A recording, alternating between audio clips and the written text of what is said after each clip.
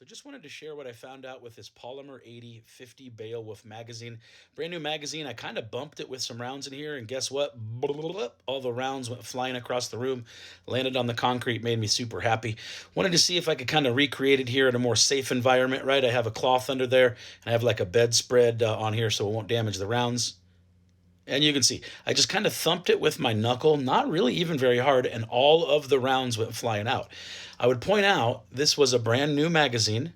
This was not a used magazine. I bought this brand new. I did not keep this magazine fully loaded. I put the rounds in there, and within probably a matter of maybe half an hour or an hour, I accidentally bumped it and they all went flying out across the room, landed on the concrete, right? So, not super great when the rounds are like $2 or $3 a round. That's not what you want. You can tell, I mean, the magazine, it looks good, but when you feel it in the hand, this is a very thin polymer. Certainly, it wasn't very expensive. If I recall, it was only like $9, which should be indicative of quality in this case because $9 really does reflect what this thing is probably worth.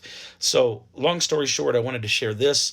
I'm also going to roll in some footage of taking some basic measurements to see if I'm just crazy or if this thing is actually spread out at the lips where the rounds feed up through the magazine. So let's roll in some of that. Let's take a look at what we have here.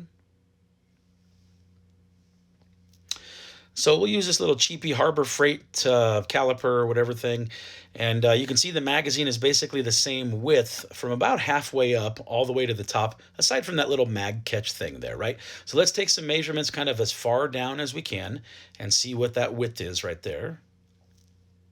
And you're going to see that this is about 0.885 or about 0.8875, kind of goes back and forth. So let's call it 0.885, and let's move this up one more notch. Let's see what this next level is.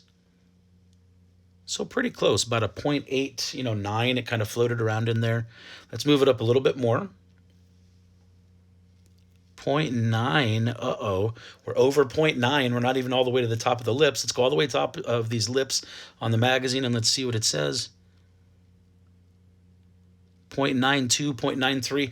This thing is clearly spreading out up at the top where the rounds feed through, and it's clearly because the rounds are forcing those lips on the magazine apart. So for what it's worth, I'll say it again. This was a brand new magazine. This wasn't even used. I didn't even get a chance to use this one time. The thing shot rounds out of it before I had the opportunity to do so.